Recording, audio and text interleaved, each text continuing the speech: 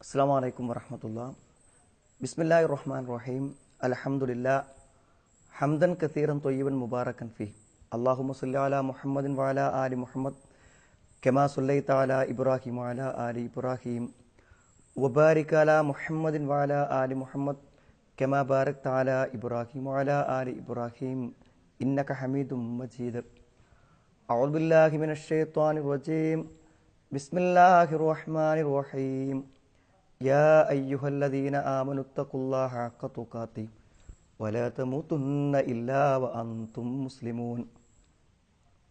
സ്നേഹമുള്ള സഹോദരി സഹോദരന്മാരെ, സർവശക്തനായ അള്ളാഹുവിനെ സൂക്ഷിച്ച് ജീവിക്കണമെന്ന് എന്നെയും നിങ്ങളെയും ഞാൻ ഓർമ്മപ്പെടുത്തുകയാണ്. ഏറ്റവും നമ്മെ സംബന്ധിച്ചിടത്തോളം വിലപ്പെട്ടത് എന്താണ് എന്നൊരു ചോദ്യം ചോദിക്കുമ്പോൾ നമ്മുടെ ഓരോരുത്തരുടെയും മനസ്സിൽ ഓടിയെത്തുന്നത് വിവിധങ്ങളായ ഉത്തരങ്ങളായിരിക്കും. യഥാർത്ഥത്തിൽ ലക്ഷക്കണക്കിന് രൂപ നമ്മുടെ മക്കൾക്ക് വേണ്ടി, നമ്മുടെ കുടുംബത്തിനു വേണ്ടി എല്ലാം നമ്മൾ ചെലവഴിച്ചു കൊണ്ടിരിക്കുന്നുണ്ട്. എന്നാൽ ലക്ഷങ്ങളെ കൊണ്ടോ കോടികളെ കൊണ്ടോ നേടാനാവാത്ത ചില കാര്യങ്ങളെക്കുറിച്ച് ഞാനും നിങ്ങളും അറിയേണ്ടതുണ്ട്. അത് ബോധപൂർവമാണ് ഇങ്ങനെ ഒരു മുഖവുര പറയുന്നത്. വളരെ കാലങ്ങൾക്കൊന്നും പിന്നിലോട്ട് നമ്മൾ പോകേണ്ട ആവശ്യമില്ല. ഒരുപക്ഷെ ഈ സംസാരിക്കുന്ന എൻ്റെ ഒരു സ്കൂൾ വിദ്യാഭ്യാസ കാലഘട്ടത്തിലേക്ക് തന്നെ കടന്നു വന്നാൽ എനിക്ക് പറയാൻ കഴിയും, അന്നത്തെ കാലഘട്ടങ്ങളിൽ എന്തായിരുന്നാലും ധാരാളം കാര്യങ്ങൾ സഹിക്കാനും വേദനിക്കാനുമൊക്കെയുള്ള അവസരങ്ങൾ അന്ന് ധാരാളമായി നമുക്ക് ലഭിച്ചിരുന്നു. ഇന്ന് തികച്ചും വ്യത്യസ്തമാണ് ഇന്നത്തെ കാലഘട്ടം. അന്ന് ഒരു പക്ഷേ ഭക്ഷണം കഴിക്കാൻ വേണ്ടി അടുക്കളയിൽ ഉമ്മയുടെ അടുക്കൽ വിശന്നുകൊണ്ട് കാത്തിരിക്കേണ്ടി വന്ന സന്ദർഭങ്ങൾ നമ്മുടെ കുട്ടിക്കാലങ്ങളിൽ ഉണ്ടായിട്ടുണ്ട്. സ്കൂളിലേക്ക് പോകുമ്പോൾ ഒരു പക്ഷേ 4, 5, 10 കിലോമീറ്ററുകൾ നേരം വൈകിയല്ലോ എന്ന ബേജാറോടുകൂടെ ഓടിക്കതച്ചുകൊണ്ടാണ് സ്കൂളിലേക്ക് ഓടിപ്പോകാറുള്ളത്. ആ ഒരു നടത്തവും ഓട്ടവും ക്ഷീണവും കിതപ്പൊക്കെ ഒന്ന് ചിന്തിച്ച് നോക്കിയാൽ അതൊക്കെ ഏത് പ്രായത്തിലാണ് സുഹൃത്തുക്കൾ? ഒരു 14 വയസ്സ് അല്ലെങ്കിൽ ഒരു 13 വയസ്സ്, 12 വയസ്സിലാണ്. ഒരു പക്ഷേ അന്നൊക്കെ ഉച്ചക്ക് വിടുക എന്ന് പറഞ്ഞാൽ കഞ്ഞിക്ക് വിടുക എന്നാ പറയാം. എല്ലാ വീട്ടിലും കഞ്ഞിയാണ്. എവിടെയെങ്കിലും അപൂർവമായി ചോറുണ്ടെന്ന് കേൾക്കുന്നത് കഞ്ഞി കുടിക്കുന്നവൻ്റെ ഒരു സ്വപ്നവും ഒരു കേൾവിയും മാത്രമാണ്. ഞാനിത് പറയുന്നത് എന്തിനാന്ന് ചോദിച്ചാൽ, ഇന്ന് നമുക്കറിയാം, ഒരു പക്ഷേ എല്ലാ സൗകര്യങ്ങളുമുള്ള നമ്മുടെ വീടുകളിലെ കുട്ടികൾ, ആ കുട്ടികളെ പല സന്ദർഭങ്ങളും നമ്മൾ മാനസികമായിട്ടുള്ള പ്രശ്നങ്ങളിൽ നമ്മൾ കാണാറുണ്ട്. ഒരു പക്ഷേ നമ്മുടെ വിദ്യാഭ്യാസ സ്ഥാപനങ്ങളിൽ ഒരു ചെറിയ അന്വേഷണം നടത്തിയാൽ ഒരു 2, 3, 4, 5, 8, 10 കുട്ടികൾ മാനസികമായ പ്രശ്നങ്ങളെ അഭിമുഖീകരിക്കുകയും ഒരുപക്ഷെ നിരന്തരമായി ചെറുപ്രായത്തിൽ തന്നെ മരുന്ന് കുടിക്കുകയും ചെയ്യേണ്ടി വരുന്ന സാഹചര്യം നമ്മുടെ നാട്ടിലുണ്ട്. അതിൻ്റെ കാരണമാണ് പറഞ്ഞത്, ഒരു വേദനകളും ഒരു പ്രയാസങ്ങളും സഹിക്കേണ്ടതില്ലാത്ത ഒരു ജീവിത ചുറ്റുപാടിലാണ് നമ്മുടെ കുട്ടികളെ നമ്മൾ ശീലിപ്പിച്ച് വളർത്തിക്കൊണ്ടിരിക്കുന്നത്. ഒരു വേദനകളും സഹിക്കാത്തവരെ സംബന്ധിച്ചിടത്തോളം ചെറിയൊരു വേദന, ചെറിയൊരു പ്രയാസം വരുമ്പോഴേക്കും അവർക്കത് സഹിക്കാൻ പറ്റുന്നില്ല. അപ്പോഴേക്കും അവരുടെ ബോധം പോകുന്നു, മാനസിക നില തെറ്റുന്നു, അതേപോലെ തന്നെ അസാധാരണമായിട്ടുള്ള ലക്ഷണങ്ങൾ അവർ കാണിക്കുന്നു. ഇതിൻ്റെ എണ്ണം വർദ്ധിച്ചു വരികയാണ്. ഇത് കുട്ടികളിൽ മാത്രമല്ല, നമ്മുടെ കുടുംബിനികളായ നമ്മുടെ ഭാര്യമാർ, ഉമ്മമാർ, നമ്മുടെ വീട്ടിലുള്ള ആളുകൾ, ഏതു പ്രായക്കാരിലും മാനസികമായ പ്രശ്നങ്ങളും മാനസിക രോഗങ്ങളും വർദ്ധിച്ചു വന്നുകൊണ്ടിരിക്കുകയാണ്. കാരണം ജീവിതത്തിൽ ഒന്നും സഹിക്കാനും ഒന്നും ക്ഷമിക്കാനും ഉള്ള ഒരു മനക്കരുത്ത് അവർക്കില്ലാത്ത ഒരു സാഹചര്യം നിലനിൽക്കുന്നുണ്ട്. എന്തായാലും ഇപ്പോൾ ഇതിന് പരിഹാരം നമ്മുടെ കുട്ടികളെയൊക്കെ ഭക്ഷണം വിളമ്പിയിട്ടും കുറച്ച് സമയം ഭക്ഷണം കഴിപ്പിക്കാതെ ഇരുത്തുന്നതോ, അല്ലെങ്കിൽ രോഗമുണ്ടായാൽ കുറച്ചു നേരം വേദന സഹിക്കെന്ന് പറഞ്ഞ് ആശുപത്രിയിൽ എത്തിക്കാതിരിക്കുന്നതോ, അല്ലെങ്കിൽ എന്തെങ്കിലും സാധാരണ ബസ്സിന് പോകുന്ന കുട്ടി ഇന്നു നീ സ്കൂളിൽ നടന്നു പോ എന്ന് പറയുന്നതോ ഒന്നും ഇതിന് പരിഹാരങ്ങളല്ല. സുഹൃത്തുക്കളെ, നമ്മളെ സംബന്ധിച്ചിടത്തോളം ഇത്രയേറെ സൗകര്യങ്ങളും സംവിധാനങ്ങളും ഉണ്ടായിട്ടും ഈ മാനസികമായ അസ്വാസ്ഥ്യങ്ങൾക്ക് പരിഹാരം കാണാനുള്ള അന്വേഷണങ്ങൾ നടത്തുമ്പോൾ നമ്മുടെ മുന്നിൽ വരുന്നതാണ് ഞാൻ തുടക്കത്തിൽ പറഞ്ഞത്. അത് 1000 കൊണ്ടോ 10,000 കൊണ്ടോ ലക്ഷം കൊണ്ടോ നേടാൻ പറ്റുന്നതല്ല. മനസ്സിന് നല്ലൊരു കാഴ്ചപ്പാട് നമ്മൾ നൽകുന്നതിലൂടെ ആരെ സംബന്ധിച്ചിടത്തോളം മാറ്റങ്ങൾ ഉണ്ടാകുമെന്ന് ഉറപ്പാണ്. ഒരു 10 മിനിറ്റ് നേരം ഹൃദയം തുറന്ന് അവർക്ക് പിടിച്ചു നിൽക്കുവാനും മനക്കരുത്തോടെ മുന്നോട്ട് പോകാനും പറ്റുന്ന ഒരു മാനസിക കാഴ്ചപ്പാട് നൽകുക എന്നുള്ളത് ഏറ്റവും പ്രധാനപ്പെട്ട കാര്യമാണ്. ഇവിടെയാണ് യഥാർത്ഥത്തിൽ ഒരു ഇസ്ലാമിക വിശ്വാസത്തിൻ്റെ അല്ലെങ്കിൽ വിശുദ്ധ ഖുർആനിൻ്റെ ആശയങ്ങളുടെയും ആദർശങ്ങളുടെയും പ്രസക്തി ഇവിടെയാണ് നിലകൊള്ളുന്നത്. അതായത് ഒരു ചെറിയ ഒരു ബോധം കിട്ടുന്ന പ്രായം മുതൽ മരണത്തെ അഭിമുഖീകരിക്കാൻ കിടക്കുന്ന വാർദ്ധക്യത്തിൽ കിടക്കുന്ന ഒരു വൃദ്ധന്റെ മനസ്സിലും എല്ലാവരുടെ മനസ്സിലും ഉണ്ടാവേണ്ടത് ഒരേ കാഴ്ചപ്പാടാണ്. എന്താണ് ആ കാഴ്ചപ്പാട്? ലളിതമാണത്. ഇത് അറിയാത്തതിൻ്റെ സങ്കീർണതകളും പ്രതിസന്ധികളുമാണ് ഇന്നു നമ്മുടെ ആളുകൾ അനുഭവിക്കുന്ന എല്ലാ മനോവേദനകളുടെയും മനപ്രയാസങ്ങളുടെയും അടിസ്ഥാനമെന്ന് നമുക്ക് മനസ്സിലാക്കാൻ പറ്റും. അത് വിശ്വാസപരമായ കാര്യങ്ങളിൽ ഏറ്റവും ഒന്നാമത്തെ കാര്യം എന്ന് പറഞ്ഞാൽ നിർഭയത്വം. ഒരു പേടിയുമില്ലാതെ ജീവിക്കാൻ പറ്റുന്ന ഒരു മാനസികാവസ്ഥ നമുക്കുണ്ടായി കിട്ടണം. അതിനെന്താണ് പരിഹാരമാർഗം? സാധാരണഗതി നമ്മുടെ മുന്നിലുള്ള പരിഹാര മാർഗങ്ങൾ എന്താണെന്ന് ചോദിച്ചാൽ നമ്മുടെ കുട്ടികൾക്ക് നമ്മൾ പറഞ്ഞു കൊടുക്കുന്നത്, നമ്മുടെ ഭാര്യയ്ക്ക് നമ്മൾ പറഞ്ഞു കൊടുക്കുന്നത്, അല്ലെങ്കിൽ നമ്മുടെ മാതാപിതാക്കൾ നമ്മൾ പറഞ്ഞു കൊടുക്കുന്നത് സാരല്ല, നമുക്ക് ഡോക്ടർമാരെ കാണാം, നമുക്ക് ചികിത്സിക്കാം, അല്ലെങ്കിൽ നമുക്ക് എവിടെന്നെങ്കിലുമൊക്കെ പണം കൈവരിക്കാം, പല നിലക്കുള്ള ഭൗതികമായ കാരണങ്ങളും നമ്മൾ പറഞ്ഞു കൊടുക്കുന്നു. സുഹൃത്തുക്കളെ, അതൊക്കെ നമ്മൾ സംവിധാനിക്കണം, അതൊക്കെ ആ സൗകര്യങ്ങളൊക്കെ നമ്മൾ ചെയ്യണം. പക്ഷെ അതിലുപരി നമ്മളെ സംബന്ധിച്ചിടത്തോളം ഏറ്റവും പ്രധാനപ്പെട്ട കാര്യം എന്ന് പറഞ്ഞാൽ ആ അള്ളാഹുവിനെ കുറിച്ചുള്ള ശരിയായ ഒരു വിശ്വാസം മനസ്സിലുണ്ടാകുന്നതോടുകൂടെ ഒരാൾക്ക് കിട്ടുന്ന നിർഭയത്വം ചെറുതല്ല. നോക്കൂ, നിങ്ങൾ എന്ത് പ്രതിസന്ധികളും എന്ത് പ്രയാസങ്ങളുണ്ടെങ്കിലും അത് ഞാൻ എങ്ങനെ മറികടക്കും എന്ന് ആലോചിച്ച് നിരാശപ്പെടുന്നൊരവസ്ഥ വിശ്വാസിക്കില്ല. ആത്മാർത്ഥമായി ഹൃദയ സാന്നിധ്യത്തോടുകൂടെ ഞാൻ എൻ്റെ പടച്ചവനോട് പറഞ്ഞാൽ അവനത് പരിഹരിക്കും എന്ന് വിശ്വസിക്കാത്തൊരു വിശ്വാസം ഉണ്ടാവും. അള്ളാഹു നേർക്ക് നേരെ നമ്മോട് പറഞ്ഞ കാര്യമാണ്, വഖാല റബ്ബുക്കും ഉദ്ഉനി അസ്തജിബ് ലക്കും ഇന്നല്ലദീന യസ്തക്ബിറൂന അൻ ഇബാദതി സയദ്ഖുലൂന ജഹന്നമ ദാഖിരീൻ. വഖാല റബ്ബുക്കും, നിങ്ങളുടെ റബ്ബ് പറയുന്നു, നിങ്ങളുടെ സംരക്ഷകനും നിങ്ങളുടെ എല്ലാം ആയിട്ടുള്ള കരുണാവാരിധിയായ അള്ളാഹു പറയുകയാണ്, ഉദ്ഉനി, നിങ്ങൾ എന്നോട് ചോദിച്ചോളൂ, അസ്തജിബ് ലക്കും, ഞാൻ നിങ്ങൾക്ക് ഉത്തരം തരാം. ഇന്നല്ലദീന യസ്തക്ബിറൂന അൻ ഇബാദതി സയദ്ഖുലൂന ജഹന്നമ ദാഖിരീൻ. എന്നെ ആരാധിക്കുവാൻ അഹങ്കരിക്കുന്നവരാരോ അവർ നിന്ദരായി നരകത്തിൽ പ്രവേശിക്കും. അള്ളാഹു നേരിട്ട് പറയാൻ, നിങ്ങൾ എന്നോട് ചോദിച്ചോളൂ, ഞാൻ നിങ്ങൾക്ക് ഉത്തരം തരാമെന്നാണ്. ഏതു സാഹചര്യങ്ങളിലും ഈ ഒരു മനസ്സ് നമുക്ക് ശക്തി പകരും. ആളുകളെ സംബന്ധിച്ചിടത്തോളം സാധാരണഗതിയിൽ ഇങ്ങനത്തെ ഒരു പ്രതിസന്ധി ഇപ്പോൾ അള്ളാഹുവിനോട് ചോദിച്ചിടത് എങ്ങനെ പരിഹരിക്കും എന്ന് ആരുടെയെങ്കിലും മനസ്സിൽ ചിന്ത വരുന്നുണ്ടെങ്കിൽ സഹോദരങ്ങളെ, നമ്മുടെ വിശ്വാസത്തിൽ വളരെ ആഴമായ പഠനങ്ങളും അറിവും നമുക്ക് ആവശ്യമാണെന്ന് നിങ്ങൾ ആലോചിച്ച് നോക്കുക. എല്ലാ സാഹചര്യവും പ്രതികൂലമാണ്. അങ്ങേയറ്റത്തെ വാർദ്ധക്യം, തലയിൽ ഒരു ചെറിയ രോമം പോലും നിരക്കാൻ ബാക്കിയില്ല, തീ കത്തുന്ന പോലെ നിരച്ചു നിൽക്കുന്നു. എത്രയോ വർഷങ്ങളായി തൻ്റെ കൂടെ കഴിഞ്ഞിട്ടും പ്രസവിക്കാത്ത മച്ചിയായ വന്ധ്യയായിട്ടുള്ള ഭാര്യ, എന്നിട്ട് ആത്മാർത്ഥമായി ഹൃദയത്തിൽ നിന്ന് ഒരല്പം പോലും നിരാശയില്ലാതെ സക്കരിയ നബി അലൈഹിസ്സലാം വിളിച്ചു, കാല റബ്ബി ഇന്നി വഹനൽ അലമു മിന്നി വഷ്തഅല റഅസു ശൈബ വലം അകും ബിദുആഇക റബ്ബി ശഖിയ. സക്കരിയ നബി, റബ്ബേ, കാല റബ്ബി ഇന്നി വഹനൽ അലമു മിന്നി, എൻ്റെ എല്ലുകൾ ശോഷിച്ചു, വഷ്തഅല റഅസു ശൈബ, തല നിരകൊണ്ട് കത്താൻ തുടങ്ങി, വലം അകും ബിദുആഇക റബ്ബി ശഖിയ. പക്ഷേ ആ പ്രാർത്ഥിക്കുന്ന കാര്യത്തിൽ അള്ളാഹുവിനോടുള്ള ആ പ്രതീക്ഷയിൽ യാതൊരു കോട്ടവും അദ്ദേഹത്തിന് പറ്റിയിട്ടില്ല. അതുകൊണ്ട് ആ പ്രാർത്ഥനയുടെ ഫലം നിങ്ങൾ ആലോചിച്ച് നോക്കൂ. നിങ്ങൾ വിശുദ്ധ ഖുർആൻ നമുക്കത് പറഞ്ഞു തരുന്നത് ഏത് പ്രതികൂല സാഹചര്യങ്ങളിൽ ഇനി എന്താണ് ചെയ്യുക എന്ന് നിരാശപ്പെട്ട് ആത്മഹത്യ ചെയ്യാനും ജീവിതം അവസാനിപ്പിക്കാനും നാടുവിടാനും മാനസിക രോഗിയാകാനും ഒരുങ്ങുന്നതിന് മുമ്പ് എല്ലാ കാര്യകാരണ ബന്ധങ്ങൾക്കും ഭൗതികതകൾക്കും അപ്പുറത്ത് നമ്മുടെ ജീവിത പ്രതിസന്ധിയിൽ ഇടപെടാൻ പറ്റുന്ന അനേകം നാമഗുണവിശേഷണങ്ങളുടെയും ഈ മഹാപ്രപഞ്ചത്തിൻ്റെയും ഉടമസ്ഥനായിട്ടുള്ള അള്ളാഹുവിന് പറ്റും. ഉടനെ അള്ളാഹു വൃദ്ധനായ സക്കരിയ നബി അലൈഹി സ്വലാമിനെ വിളിച്ചു പറഞ്ഞു, യാ സക്കരിയ ഇന്നാ നുബശ്ശിറുക ബിഗുലാമിൻ ഇസ്മുഹു യഹ്യ ലൻ നജ്അൽ ലഹു മിൻ ഖബ്ലു സമീയ. ഓ സക്കരിയ, നിനക്കൊരു കുഞ്ഞുണ്ടാകും, കുഞ്ഞിൻ്റെ പേരടക്കം പറഞ്ഞു കൊടുക്കണം, യഹ്യ എന്ന് പറയുന്നൊരു കുഞ്ഞ് നിനക്ക് ജനിക്കാൻ പോകുന്നു എന്നാണ്. സഹോദരങ്ങളെ, ആത്മാർത്ഥമായി അള്ളാഹു തരും എന്ന ഉറപ്പോടുകൂടെ എൻ്റെ പ്രതിസന്ധിക്ക് എനിക്കൊരു തുറവി കാണിച്ചു തരാൻ അള്ളാഹുവിന് പറ്റുമെന്ന് തൻ്റെ ഭാര്യയുടെ പ്രായമോ തൻ്റെ ശരീരാവസ്ഥയോ കാര്യങ്ങളെ ഒന്നും പരിഗണിക്കാതെ ചോദിച്ചതിന് അള്ളാഹു മറുപടി കൊടുത്തു. അപ്പൊ അദ്ദേഹം ചോദിക്കുന്ന ചോദ്യം, കാല റബ്ബി അന്നാ യകൂനു ലീ ഗുലാം വകാനത് ഇംറഅതി ആഖിറ വഖദ് ബലഗ്തു മിനൽ കിബരി ഇതിയ. റബ്ബേ, എനിക്കെങ്ങനെ കുട്ടി ഉണ്ടാവും?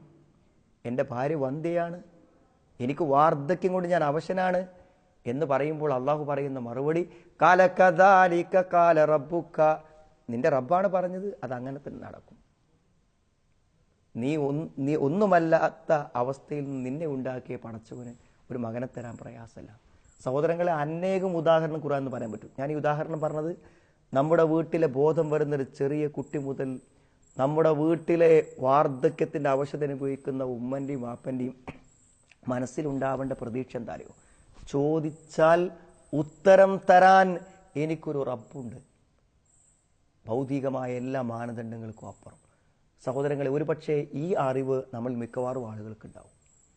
ഈ അറിവ് ഉണ്ടായിട്ടും ഇതിന് പരിഹാരം എന്നോണം അള്ളാഹു വല്ലാത്ത കേന്ദ്രങ്ങളിൽ അഭൗതികമായ രക്ഷയ്ക്കും സഹായത്തിനും പോകുന്ന ആളുകൾക്കുണ്ടാകുന്ന പ്രതിസന്ധി കൂടെ മനസ്സിലാക്കണം. ആളുകൾ പല പരിഹാരം എവിടെ പോയിട്ടായാലും വേണ്ടില്ല, തൻ്റെ വിശ്വാസങ്ങൾക്ക് വിപരീതമായ ഒരു വിഗ്രഹത്തിൻ്റെ മുമ്പിൽ പൂജ നടത്തിയിട്ടും എൻ്റെ കാര്യം സാധിക്കുമെങ്കിൽ ആയിക്കൂടെ എന്ന് ചിന്തിക്കുന്ന മാനസികാവസ്ഥ 100% ഏകദൈവ വിശ്വാസത്തെയും തൗഹീദിനെയും ഞാൻ സ്വീകരിക്കുന്നു എന്ന് പറയുന്ന ഒരു മുസ്ലിമിൻ്റെ മനസ്സിൽ വരാൻ പാടുണ്ടോ? എന്താണ് അതിൻ്റെ ഒരു പ്രധാനപ്പെട്ട കാരണമെന്ന് ചോദിച്ചാൽ ആളുകളുടെ തൗഹീദിനെ കുറിച്ചുള്ള അജ്ഞതയാണ്. എന്നാൽ ഒരു കാര്യം നമ്മൾ ആളോട് പറഞ്ഞു കൊടുക്കണം, കയ്യിലും കാലിലും എല്ലാം ഏലസും ചരടും എല്ലാം കെട്ടിയിട്ട് അതിൻ്റെ സഹായത്താൽ എൻ്റെ വിഷമങ്ങളും ബുദ്ധിമുട്ടുകളും നീങ്ങും എന്ന് വിശ്വസിക്കുന്ന ആളുകളോട് നമ്മൾ പറഞ്ഞു കൊടുക്കണം. മഹാനായ റസൂൽ കരീം സല്ലല്ലാഹു അലൈഹി വസല്ലം പറഞ്ഞു, മാ അഫ്ലഹത അബദൻ, ഒരു കാലത്തും നീ വിജയിക്കൂല. ഇത്തരം കാര്യങ്ങൾ ചെയ്യുന്ന ആളുകൾ എന്തിനു വേണ്ടിയാണോ അവർ ചെയ്തത്, ഭയം മാറാനാണോ, എങ്കിൽ അവർക്ക് ഇനി ഭയത്തിൻ്റെ നാളുകളാണ്. നിർഭയത്വത്തിന് വേണ്ടിയാണോ അവർ ചെയ്തത്, ഇനി അവർക്ക് ഭയത്തിൻ്റെ നാളുകളാണ്. ദുഃഖം മാറാനാണോ, ഇനി ദുഃഖത്തിൻ്റെ നാളുകളാണ്. രോഗം മാറാനാണോ, രോഗത്തിൻ്റെ ആധിക്യമാണ്, മാരകാവസ്ഥയാണ് അവരെ തേടിയെത്താനിരിക്കുന്നത്. അമ ഇന്നഹാ ല യസീദുക ഇല്ലാ വഹ്ന, നിനക്ക് ദുർബലതയല്ലാതെ വിഷമമല്ലാതെ അവശതയല്ലാതെ നിനക്കൊന്നും ലഭിക്കൂല എന്നാണ്. അതുകൊണ്ട് സഹോദരങ്ങളെ, ഞാൻ പറഞ്ഞു വന്നത്, ഒരു പുതിയ കാലഘട്ടത്തിൽ സൂപ്പർ സ്പെഷ്യാലിറ്റി ഹോസ്പിറ്റലിൽ വന്നിട്ടും നല്ല മരുന്നുകൾ കണ്ടുപിടിക്കപ്പെട്ടിട്ടും ഏറ്റവും സുരക്ഷിതമുള്ള വീടുകളിൽ ഉറങ്ങിയിട്ടും മനസ്സ് കിടന്ന് പടയുന്നുവെങ്കിൽ, ഹൃദയം ആശങ്കകളെ കൊണ്ടും ദുഃഖങ്ങളെ കൊണ്ടും ഭയങ്ങളെ കൊണ്ടും നീറുന്നുവെങ്കിൽ നമ്മൾ മനസ്സിലാക്കുക, അള്ളാഹുവിലുള്ള വിശ്വാസം കൊണ്ട് മാത്രമേ ആ അഭൗതികമായ രക്ഷ, രാത്രി 1-ാം ആകാശത്ത് അന്ത്യയാമങ്ങളിൽ ഈ പ്രപഞ്ചത്തിന്റെ നാഥൻ വരും, എന്നോട് ചോദിക്കുന്നില്ലേ ഞാൻ ഉത്തരം തരാം, എന്നോട് പാപമോചനം തേടുന്നില്ലേ ഞാൻ പുറത്തു തരാം എന്ന് പറയുന്ന ഒരു നാഥൻ നാളെ എനിക്ക്, നാളത്തെ സുബഹിക്ക് മുമ്പുള്ള ആ അത്താഴ സമയത്ത് പ്രഭാതത്തിൽ എനിക്കൊരവസരമുണ്ട് ചോദിക്കാൻ എന്ന് മനസ്സിലുള്ളവന് സഹോദരങ്ങളെ എന്തു നിരാശയാണുള്ളത്. അതുകൊണ്ട് ഒരു വിശ്വാസത്തിൻ്റെ ശക്തി അതാണ് ചെറിയ പിഞ്ചു മനസ്സു മുതൽ വാർദ്ധക്യത്തിൽ നിരാശപ്പെടേണ്ട ഒരു മനസ്സിൽ വരെ ഉണ്ടാവേണ്ടത് ആ വിശ്വാസം. ആ തൗഹീദിലൊരു കളങ്കവുമില്ലെങ്കിൽ, ആ ഏകദൈവ വിശ്വാസം ഹൃദയത്തിനുള്ളിലുണ്ടെങ്കിൽ ആത്മവിശ്വാസത്തോടെ നിർഭയത്വത്തോടെ മനുഷ്യന് എന്നും ജീവിക്കാൻ പറ്റും. അതാണ് നമ്മൾ ഉണ്ടാക്കേണ്ട ഏറ്റവും ഒന്നാമത്തെ അറിവ്. ജീവിതത്തിൽ നമ്മൾ ഒരിക്കലും പ്രതീക്ഷിക്കാതെ ഇന്ന് നമ്മുടെ രക്ഷിതാക്കന്മാർക്കും മാതാപിതാക്കൾക്കും വന്നു ചേരുന്ന ഏറ്റവും അധികം ഷോക്ക് ഉണ്ടാക്കുന്ന കാര്യമാണ്, നമ്മൾ വളരെ പ്രതീക്ഷയോടെ കാത്തിരിക്കുകയാണ്, നമ്മുടെ മക്കളുടെ നല്ല ഭാവിയും വിവാഹവും ഒക്കെ കാത്തിരിക്കുകയാണ്. ആ സമയത്തായിരിക്കും പെട്ടെന്ന് അവരെ തീരുമാനങ്ങൾ അറിയുക. നല്ല ബന്ധങ്ങൾ അവർക്ക് വേണ്ടി നമ്മൾ അന്വേഷിച്ചുകൊണ്ടിരിക്കുന്ന സമയത്ത് അവരൊരു ബന്ധം എത്രയോ വർഷങ്ങൾക്ക് മുമ്പ് അവിഹിതമായി തുടർന്നു വരുന്നു എന്ന് നമ്മുടെ നാടുകളിൽ കേൾക്കുന്നു. ഒരു പക്ഷേ അവിഹിത ബന്ധം എന്ന് പറയുന്നത് അവിടെ മാത്രം അവസാനിക്കുന്നതല്ല.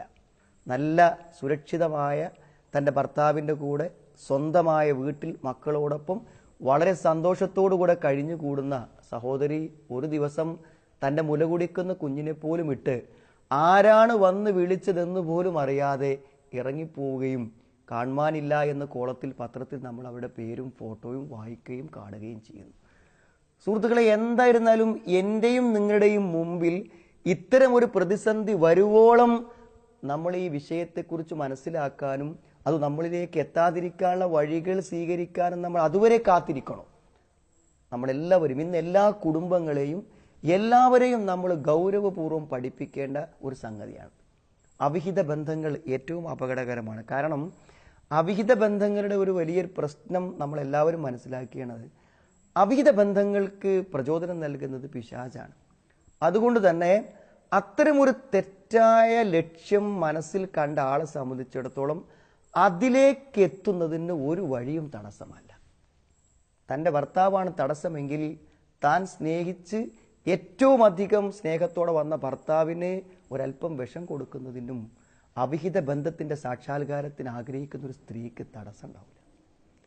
താൻ മരിച്ചാൽ തൻ്റെ പിഞ്ചു മക്കളെ ആര് നോക്കുമെന്ന് വേദനയോട് ചോദിച്ചു നോക്കുന്ന മാതാവ് വീടിനുള്ളിൽ ആ കുട്ടികളെ അടച്ചിട്ട് ഒരു പക്ഷെ ഒരു അന്യന്റെ കൂടെ ഇറങ്ങിപ്പോകുന്ന കാഴ്ച നമുക്ക് കാണാൻ പറ്റും. അവിഹിത ബന്ധങ്ങൾ അങ്ങനെയാണ്. അത് അവിഹിതമായതെല്ലാം അങ്ങനെയാണ്. കാരണം അതിന് പ്രചോദനം നൽകുന്ന പിശാച് അതിൻ്റെ വഴികളെ എല്ലാ നന്മകളെയും മറപ്പിക്കും. അതല്ലെങ്കിൽ നമ്മുടെ മുഖത്ത് നോക്കി 19 വയസ്സായ ഒരു പെൺകുട്ടി വാപ്പയും ഉമ്മയും പോയി പണി നോക്കൂ, ഞാൻ എൻ്റെ വഴി നോക്കുന്നു എന്ന് പറഞ്ഞ് ഇറങ്ങണമെങ്കിൽ ആ വാപ്പയും ഉമ്മയും നിരാകരിക്കാൻ പറ്റുന്ന ശക്തി ആരാ കൊടുക്കുന്നത്? ഒരു പൈശാചികമായ വിചാരത്തിനും ലക്ഷ്യത്തിനും അതുണ്ടാവുന്നത്. നമ്മൾ വളരെ ഗൗരവത്തോടെ കാണേണ്ട ഒരു കാര്യമാണ് സഹോദരങ്ങൾ. അവസാനം എല്ലാം നഷ്ടപ്പെട്ട് അപമാനിതമായി ജീവിക്കുമ്പോൾ പുനർവിചിന്തനം നടത്തിയിട്ട് ഒരു കാര്യമില്ല. ഏറ്റവും പ്രധാനം ആളുകൾ എന്തു പറയുന്നു എന്നുള്ളത് നമ്മൾ പരിശോധിക്കുക വേണ്ട. കാരണം ഒരു സ്ത്രീയും പുരുഷനും തമ്മിൽ പാലിക്കേണ്ട ചില അകലങ്ങളുണ്ട്. അത് നമ്മൾ, അതായത് സ്വന്തം മാതാപിതാക്കൾ മക്കൾക്ക് പഠിപ്പിച്ചു കൊടുക്കണം. വെറുതെ നമ്മൾ പറഞ്ഞത് കൊണ്ടായില്ല, അത് ജീവിതത്തിൽ പ്രയോഗവൽക്കരിച്ച് കാണിച്ചു കൊടുക്കണം. ഇന്ന് എന്തെങ്ങനെ പെരുമാറിയങ്ങൾ നമ്മുടെ വീട്ടിൽ നിങ്ങളുടെ മകൾക്ക് നിങ്ങളുടെ മകനോടുള്ള ബന്ധവും ആ പെരുമാറ്റ രീതിയും തന്നെയാണ് തൻ്റെ കോളേജിലെ ക്ലാസ് റൂമിലുള്ള നിങ്ങളുടെ മകൻ്റെ പ്രായമുള്ള ഒരു ചെറുപ്പക്കാരനോട്, ക്ലാസ്മേറ്റിനോട് ആ പെൺകുട്ടി കാണിക്കുന്നത്. സംസാരത്തിലും രൂപത്തിലും വേഷത്തിലും എല്ലാറ്റിലും അങ്ങനെ തന്നെ. ഞാൻ പറഞ്ഞ ഇസ്ലാമിനെ പച്ചയായി അവഗണിച്ചിട്ട് ഇത് പറ്റുള്ളൂ.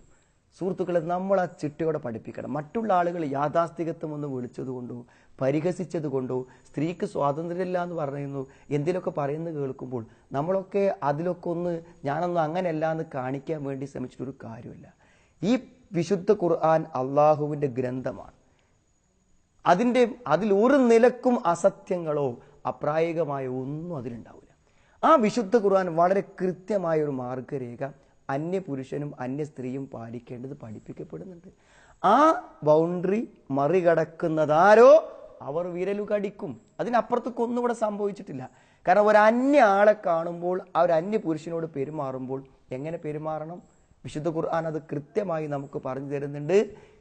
വലാ തഖ്ദഅന ബിൽ ഖൗൽ, നിങ്ങൾ വാക്കുകൊണ്ട് തന്മയത്വത്തോടെ മറ്റുള്ളവർക്ക് നിങ്ങളിലേക്ക് ആകർഷണീയതയും താല്പര്യവും തോന്നുന്ന രൂപത്തിൽ നിങ്ങൾ സംസാരിക്കാൻ പാടില്ല. വിശുദ്ധ ഖുർആൻ നമുക്ക് വ്യക്തമായി പറഞ്ഞു തരുന്ന കാര്യമാണ്. യാ നിസാ അന്നബിയ്യ ലസ്തുന്ന കഅഹദിൻ മിനൻ നിസാഇ ഇനിത്തഖൈതുന്ന, ഈ പ്രവാചകന്റെ പത്നിമാരെ നിങ്ങൾ മറ്റു സ്ത്രീകളെ പോലെയല്ല അള്ളാഹുവിനെ സൂക്ഷിക്കുന്നുവെങ്കിൽ. എന്നിട്ട് സഹോദരങ്ങളെ, അള്ളാഹുവിൻ്റെ പ്രവാചകന്റെ പത്നിമാരെ വിളിച്ച് അള്ളാഹു നൽകുന്ന നിർദ്ദേശം ലോകത്തെ മുഴുവൻ സ്ത്രീകൾക്കുമുള്ള നിർദ്ദേശമാണ്.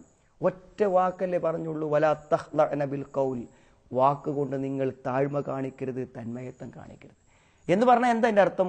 ഒരു അന്യ പുരുഷനോട് സംസാരിക്കുമ്പോൾ അയാൾക്ക് നമ്മളിലേക്ക് ഒരു താല്പര്യവും ആകർഷണീയവും തോന്നി ഒരു ബന്ധമുണ്ടാക്കുന്ന രൂപത്തിലും ആ രൂപത്തിൽ ഒരു പരസ്പരമുള്ളൊരു ആഗ്രഹം ജനിപ്പിക്കുന്ന രൂപത്തിൽ സംസാരിക്കാൻ പാടില്ല.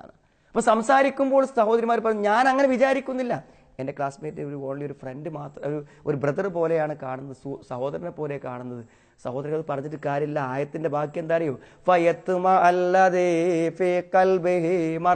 ഹൃദയത്തിൽ രോഗമുള്ളവർക്ക് ആ വാക്കും മതിയെന്നാണ്. നമ്മൾ ശരിക്കും മനസ്സിലാക്കണം.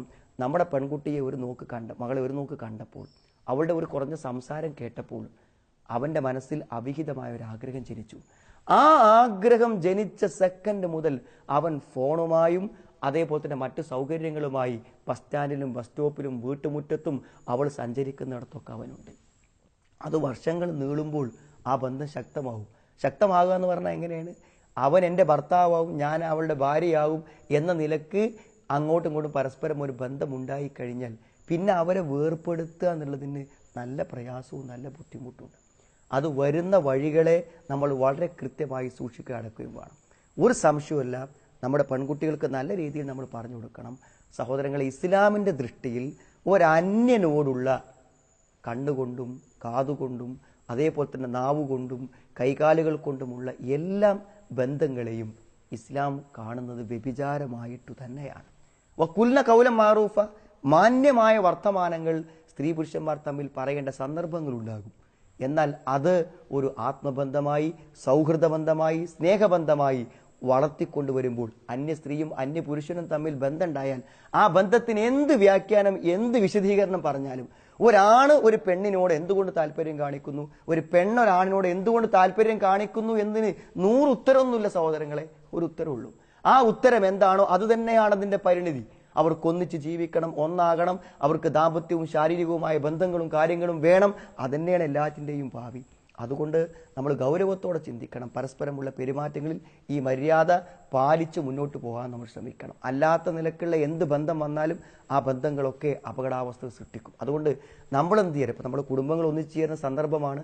നമ്മൾ ചിന്തിക്കേണ്ടത്, നമ്മുടെ വീട്ടിൽ ഒരു അന്യ പുരുഷൻ വരുമ്പോൾ ഈ പെൺകുട്ടികളുള്ള നമ്മുടെ മാതാപിതാക്കൾ, നമ്മുടെ ഭാര്യമാർ, അവർ ഒരന്യനോട് കാണിക്കുന്ന ബന്ധം നമ്മളോട്, ഭർത്താവിനോട് കാണിക്കുന്ന പോലെ പെരുമാറുന്ന പോലെയല്ല ഒരു അന്യനോട് പെരുമാറേണ്ടത്. ആ 2 പെരുമാറ്റങ്ങളുടെയും വാക്കിലെയും വ്യത്യാസങ്ങളും വേഷവിധാനങ്ങളും സ്വഭാവങ്ങളും പെരുമാറ്റങ്ങളും സൂക്ഷിക്കുമ്പോൾ തീർച്ചയായും നമ്മുടെ ആളുകൾക്ക് സുരക്ഷിതത്വം ഉണ്ടാവും. ആ സുരക്ഷിതത്വത്തെയാണ് ഖുർആൻ നമുക്ക് പറഞ്ഞു തരുന്നത്. സുഹൃത്തുക്കളെ, നമ്മുടെ പല സഹോദരങ്ങളും ഗൾഫ് നാടുകളിൽ വളരെ വിഷമങ്ങൾ അനുഭവിച്ചുകൊണ്ടാണ് ജീവിക്കുന്നത് എന്നുള്ള കാര്യത്തിൽ യാതൊരു സംശയമില്ല. ഇനിയിപ്പോൾ നമ്മുടെ നാട്ടിൽ കഴിക്കുന്നതിനേക്കാളും നല്ല ഭക്ഷണവും ഉറങ്ങുന്നതിനേക്കാളും നല്ല റൂമുകളും നല്ല വസ്ത്രങ്ങളും നല്ല വാഹനങ്ങളും ഗൾഫിൽ ഉള്ളവർ തന്നെ വർഷങ്ങളായി ബിസിനസ്സുകളും സൗകര്യങ്ങളും ഉള്ളവരാണെങ്കിൽ പോലും ഞാൻ വിശ്വസിക്കുന്നത് സ്വന്തം നാട്ടിലും വീട്ടിലും പരിസരങ്ങളിലും പശ്ചാത്തലങ്ങളിലും ജീവിക്കുന്ന ഒരു ആത്മസംതൃപ്തി എന്തായാലും നമ്മുടെ അല്ലാത്തൊരു നാട്ടിൽ കിട്ടാൻ കുറച്ച് പ്രയാസമുണ്ടല്ലോ. അതുകൊണ്ട് പ്രവാസികളായ സുഹൃത്തുക്കൾ എത്ര ഉയർന്ന അവസ്ഥകളിൽ ജീവിക്കുന്നവരാണെങ്കിലും മനസ്സിൻ്റെ ഉള്ളിൽ ഒരു നൊമ്പരവും വേദനയും വിഷമവും അനുഭവിച്ചിട്ടാണ് അവർ ജീവിക്കുന്നത്. അതുകൊണ്ട് പ്രവാസികളായ മുഴുവൻ ആളുകളെക്കുറിച്ച് നമുക്ക് ഒന്നിച്ചെന്നെ പറയാൻ പറ്റും, അവർ വിഷമങ്ങളും വേദനകളും യാതനകളും അനുഭവിക്കുന്നു എന്ന്. ഒരുപക്ഷെ ഈ പ്രവാസി ജീവിതത്തെക്കുറിച്ച് നമ്മൾ ചിന്തിക്കേണ്ടതുണ്ട്. നമ്മൾ ഗൾഫിലേക്ക് പോകണ്ടെന്നോ ജോലി ചെയ്യണം, അതൊക്കെ നമ്മുടെ നാടിൻ്റെ സമ്പത്തും ഐശ്വര്യവും എല്ലാം നിലനിൽക്കുന്നതിൽ വലിയൊരു പങ്ക് നിർവഹിക്കപ്പെടുന്നുണ്ട്. പക്ഷെ എന്ത് നമ്മൾ ചെയ്യുകയാണെങ്കിലും അതൊക്കെ നമ്മുടെ ഭൗതിക ജീവിതവുമായി ബന്ധപ്പെട്ടിട്ടുള്ള കാര്യങ്ങളാണ്. അതുകൊണ്ട് തന്നെ നമ്മുടെ ഭൗതിക ജീവിതത്തിൻ്റെ പുരോഗതിക്ക് വേണ്ടിയുള്ള പരിശ്രമങ്ങളിൽ ഏർപ്പെടുമ്പോൾ നമ്മുടെ സ്വന്തത്തെയോ നമ്മുടെ ബാധ്യതകളെയോ കടമകളെയോ നമ്മൾ വിസ്മരിക്കാൻ പാടില്ല. നമ്മുടെ സ്വന്തത്തെ വിസ്മരിക്കാൻ പാടില്ല എന്ന് പറഞ്ഞാൽ അധികം വിശദീകരണങ്ങൾ ആവശ്യമില്ല. നമ്മുടെ ആരോഗ്യം, നമ്മുടെ ജീവിതം, നമ്മുടെ ഉറക്കം, ഭക്ഷണം, വിശ്രമം എല്ലാം നമ്മൾ എന്ത് ചെയ്യണം? ഒരു 8, 10, 20 കൊല്ലം നിന്ന് സഹോദരങ്ങളെ കുറച്ച് മാറാ രോഗങ്ങളുമായി തിരിച്ചു വരേണ്ടവരല്ല. നമ്മൾ നമ്മുടെ ആരോഗ്യത്തെയും കാര്യങ്ങളെയും ശ്രദ്ധിക്കണം. ഞാൻ പറയാൻ ഉദ്ദേശിച്ചതല്ല, ഒരു പക്ഷേ ഇന്ന് പ്രവാസികളായ ആളുകൾക്ക് പലപ്പോഴും അവിടെ കുടുംബങ്ങളിലും വീടുകളിലും ഉണ്ടാകുന്ന പ്രതിസന്ധികളും പ്രയാസങ്ങളിലും 2 വശത്തും, ഇത് ഗൾഫിൽ ജീവിക്കുന്ന ആളുകളും അവരെ ആശ്രയിച്ചുകൊണ്ട് നാട്ടിൽ ജീവിക്കുന്ന ആളുകളും മനസ്സിലാക്കേണ്ട ചില കാര്യങ്ങളുണ്ട്. ഒന്ന്, ഏറ്റവും പ്രധാനമായി മനസ്സിലാക്കേണ്ടത്, ഏതൊരു വ്യക്തിയും കുടുംബത്തിൽ നിന്നും അകന്നുകൊണ്ട് ഗൾഫ് നാടുകളിൽ ജീവിക്കുന്ന ഏതൊരു വ്യക്തിയും ആത്യന്തികമായി അയാൾ അവിടെ നിൽക്കുന്നതിൻ്റെ ഉദ്ദേശം അയാളുടെ ജീവിതമല്ല, അയാൾ ആശ്രയിക്കുന്ന ഭാര്യയുടെയും മക്കളുടെയും ജീവിതമാണ്. അതുകൊണ്ട് തന്നെ ഞങ്ങൾക്ക് വേണ്ടി ജീവിതത്തെ നശിപ്പിച്ചു കൊണ്ടിരിക്കുന്ന, ജീവിതത്തിൻ്റെ എണ്ണപ്പെട്ട യുവത്വത്തിൻ്റെയും ആസ്വാദനത്തിൻ്റെയും നല്ല നാളുകളെ ഭാര്യയില്ലാതെ മക്കളില്ലാതെ കുട്ടികളെ താലോലിക്കാതെ ജീവിക്കുന്നവർ അവരനുഭവിക്കുന്ന ത്യാഗത്തെയും വിഷമത്തെയും ഉൾക്കൊള്ളുക എന്നുള്ളതാണ് വീട്ടിലുള്ള ആളുകൾ ചെയ്യേണ്ടത്. അവരുടെ വിഷമങ്ങളെയും ബുദ്ധിമുട്ടുകളെയും മനസ്സിലാക്കാനുള്ളൊരു ശ്രമം അത് വേണം. അതോടൊപ്പം തന്നെ തിരിച്ചൊന്ന് പറയാനുള്ള കാര്യം, ഇപ്പോൾ മിക്കവാറും സ്ഥലങ്ങളിൽ നമ്മൾ കാണുന്ന ഒന്നാണ്, ഗൾഫിൽ നിന്നൊരു 10, 20, 30, 40 കൊല്ലം കഴിഞ്ഞ് എങ്ങനെയെങ്കിലും ഒന്ന് നാട്ടിൽ നിൽക്കാമെന്ന നിലക്ക് വരുമ്പോൾ വീട്ടിൽ അവർക്ക് നിന്ന് പോകാൻ പറ്റാത്ത ജീവിത സാഹചര്യം. ഇത് വളരെ പ്രയാസം. പല ആളുകളും തിരിച്ചു വന്ന് രണ്ടാമതൊരു വിവാഹം കഴിച്ചൊരു പുതിയ ജീവിതം ആരംഭിക്കുകയോ അല്ലെങ്കിൽ ഗൾഫിൽ തന്നെ ജീവിതം അവസാനിപ്പിച്ചെങ്കിലോ എന്ന് ചിന്തിക്കുകയും ചെയ്യുന്ന അപൂർവം ആളുകളുണ്ട്. എന്തുകൊണ്ടെന്ന് വെച്ചാൽ ഒന്ന് മനസ്സിലാക്കി പെരുമാറൽ ഇവിടെ പറ്റുള്ളൂ. കാരണം ഒരു 10, 30, 40 കൊല്ലം നമ്മുടെ വീട്ടിൽ ഇല്ലാത്ത ഒരാൾ വീട്ടിൽ സ്ഥിരമായി നിൽക്കാൻ തുടങ്ങുമ്പോൾ അയാൾ എങ്ങനെ വീട്ടിൽ അക്കോമഡേറ്റ് ചെയ്യുന്നതിൽ കാര്യമുണ്ട്. കാരണം അദ്ദേഹം ഓരോ കാര്യങ്ങൾ ചോദിക്കുക, വീട്ടിലത്തെ കാര്യങ്ങളിലും അടുക്കളയിലെയും കുട്ടികളുടെ വിദ്യാഭ്യാസത്തെക്കുറിച്ചൊക്കെ ചോദിക്കാൻ തുടങ്ങുമ്പോൾ ഇതൊക്കെ ഇവിടെ ഭംഗിയായി നടന്നു പോയതല്ലേ, നിങ്ങൾ എന്തിനിടപെടാൻ വരുന്നു എന്നായിരിക്കാം വീട്ടുകാരുടെയും ഭാര്യയുടെയും മനോഭാവം. എന്നാൽ അദ്ദേഹത്തിന്റെ മനോഭാവം എന്തായിരിക്കും? ഇത്ര കാലം നാട് വിട്ടു നിന്ന എനിക്ക് ഇനിയെങ്കിലും എൻ്റെ മക്കളെയും എൻ്റെ വീടും എൻ്റെ വീട്ടിലെ കാര്യങ്ങളും ഒന്ന് ശ്രദ്ധിക്കാനും അതിൻ്റെ ഓരോ ചെറിയ കാര്യങ്ങളും ഇടപെടാനും എനിക്ക് പറ്റിയെങ്കിൽ എന്ന ആഗ്രഹത്തോടെയാണ് അയാൾ വരുന്നത്. ഇടപെടാൻ തുടങ്ങുമ്പോൾ വീട്ടിൽ ചിന്തിക്കുന്നത് എന്താണ്? ഇത്ര കാലം ഇടപെടലൊക്കെ ഭംഗിയായി നടന്നു പോയിങ്ങനെ വെറുതെ ഓരോന്നിലും കയറി അഭിപ്രായം പറയേണ്ടതുണ്ടോ എന്ന് ചിന്തിക്കും. ആ വീട്ടിൽ അയാളൊരു ഭാരമായി തീരുകയും അത് വാക്കുകളിലും സംസാരങ്ങളിലും പ്രകടിപ്പിക്കപ്പെടുമ്പോൾ എന്തൊരു ആത്മവേദനയാണ് അത്തരം ആളുകൾ അനുഭവിക്കുന്നത് എന്ന് നമുക്ക് ചിന്തിക്കാൻ പറ്റും. ഒരു പക്ഷേ ഇത് ഞാനിതിൻ്റെ മുഖവുര പറഞ്ഞെന്ന് മാത്രം. പ്രവാസി ജീവിതത്തിൻ്റെ ഏറ്റവും പ്രധാനപ്പെട്ട ഒരു കാര്യമാണ് സഹോദരങ്ങൾ നമ്മുടെ മക്കളെ കാര്യം. നമ്മുടെ മക്കളെ കാര്യത്തിൽ നിതാന്തമായ ശ്രദ്ധ വേണം. ഞാൻ പറയാം, സ്വന്തം മക്കളെ വഴിതെറ്റിപ്പോകുന്നൊരു ജീവിത സാഹചര്യം ഞാനില്ലെങ്കിൽ നാട്ടിൽ സംഭവിക്കുമെന്ന് വന്നാൽ ഒന്നില്ലെങ്കിൽ ആ കുട്ടികൾ നമ്മളോടൊപ്പം വരിക, ഇല്ലെങ്കിൽ ആ കുട്ടികളോടൊപ്പം നമ്മൾ ഉണ്ടാകുക. ഒരു മഹാനായ ഒരു കവി പറഞ്ഞ വാക്കുകൾ വളരെ അർത്ഥവത്താണ്. യതീം എന്ന് പറഞ്ഞാൽ ലൈസൽ യതീമു മനിൻതഹ അബവാഹുമിൻ ഹമ്മിൽ ഹയാത്തി. ജീവിതത്തിൽ നിന്ന് മാതാപിതാക്കൾ വിരമിച്ച് നഷ്ടപ്പെട്ടു പോയ കുട്ടികളെ അല്ല അനാഥ എന്ന് പറയുന്നത്. മറിച്ച് പറയേണ്ടത് വാപ്പക്കും ഉമ്മക്കും സമയം കിട്ടാതിരിക്കുക, മക്കളെ നോക്കാൻ പറ്റാതിരിക്കുക, അങ്ങനെ വളരുന്ന മക്കളാണ് യഥാർത്ഥത്തിൽ അനാഥരെന്ന് പറഞ്ഞത്. വളരെ അർത്ഥവത്തായിട്ടുള്ളൊരു വാക്കാണ്. നമ്മൾ ശ്രദ്ധിക്കണം നമ്മുടെ കുട്ടികളെ.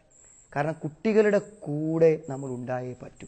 ഒരു പക്ഷേ ചെറുപ്പം മുതൽ ഓരോ സന്ദർഭങ്ങളിലും മാതാപിതാക്കൾക്ക് ചെയ്യേണ്ട ചില കടമകളും ബാധ്യതകളുണ്ട്. അതൊപ്പം നിന്ന് ചെയ്താൽ തന്നെ പറ്റുള്ളൂ. കൊടുക്കേണ്ട ഉപദേശങ്ങളും സന്ദർഭത്തിൽ ഇടപെടേണ്ട കാര്യങ്ങളും ഒക്കെ ചെയ്ത് മുന്നോട്ട് പോകുമ്പോൾ തീർച്ചയായും നമ്മൾ ആഗ്രഹിക്കുന്ന, നമ്മൾ പ്രാർത്ഥിക്കുന്ന രൂപത്തിലുള്ള മക്കളെ നമുക്ക് ലഭിക്കുവാനുള്ള ഒരവസ്ഥാവിശേഷം ഉണ്ടാകും. യഥാർത്ഥത്തിൽ ഗൾഫിൽ ജീവിക്കുന്ന സഹോദരങ്ങളുടെ ഭാര്യമാർ, വീട്ടിലുള്ള സഹോദരിമാർ വളരെ ശ്രദ്ധിക്കണം. കാരണം എന്താ അറിയോ, നമ്മുടെ നാടിൻ്റെ ഒരു ചുറ്റുപാട് അങ്ങനെയാണ് സഹോദരങ്ങളെ. അതായത് ഒരു സ്ത്രീക്ക് സുരക്ഷിതമായ ഒരു പുരുഷൻ വീട്ടിലില്ല എന്നറിയുമ്പോൾ തികച്ചും മനസ്സിൽ രോഗമുള്ളവരും അതേപോലെ തന്നെ അവിഹിതമായ ബന്ധങ്ങൾ ആഗ്രഹിക്കുന്നവരും അവിടെ തേടി ചെല്ലുന്നു എന്നത് പലപ്പോഴും നമ്മുടെ പല പ്രദേശങ്ങളിലെയും ഒരു ദുരന്തമാണ്, പറയാതിരിക്കാൻ പറ്റില്ല. ഒരു സ്ത്രീയുടെ ഭർത്താവ് മരിച്ചു, അവൾ വിധവയായി. ഒരു പക്ഷേ അവളോടൊരു സഹതാപമോ ഒരു സുരക്ഷിതത്വമോ അവൾക്കുണ്ടാവണമെന്ന് ആഗ്രഹിക്കുന്നതിന് പകരം അവൾ ഭർത്താവില്ലാതെ ജീവിക്കുമ്പോൾ ഒരു പക്ഷേ ഒരു അവിഹിത ബന്ധത്തിന്റെ സാധ്യതകളെ തേടുന്ന മനസ്സ് എത്ര ക്രൂരമാണെന്ന് നിങ്ങൾ ആലോചിച്ച് നോക്കൂ നിങ്ങൾ. അതേപോലെ തന്നെയാണ് ഗൾഫിലായിട്ടുള്ള ആളുകളുടെ ഭാര്യമാർ നാടുകളിൽ ജീവിക്കുമ്പോൾ അവർ നല്ല ശ്രദ്ധിക്കണം, നല്ല സൂക്ഷിക്കണം. സഹോദരങ്ങളെ, വലിയ അപകടങ്ങളാണ് സംഭവിക്കുന്നത്. തൻ്റെ ജീവിതം മുഴുവനും തൻ്റെ കുടുംബത്തിന് വേണ്ടി സമർപ്പിച്ചിട്ട് വീട്ടിൽ നിന്നും തൻ്റെ ഭാര്യ അവിഹിതമായ ബന്ധങ്ങളിൽ പോകുന്നു എന്ന് പറഞ്ഞാൽ ആർക്കാ ഉൾക്കൊള്ളാൻ പറ്റുക? ഞാൻ നിങ്ങളോട് ഉറപ്പിച്ച് പറയുന്നു, ഭാര്യ ഭർത്താക്കന്മാർ പിണങ്ങിയാലേ നമുക്ക് പറഞ്ഞ് നന്നാക്കാൻ പറ്റും. എന്തു കാര്യം പറഞ്ഞ് നന്നാക്കാൻ പറ്റും?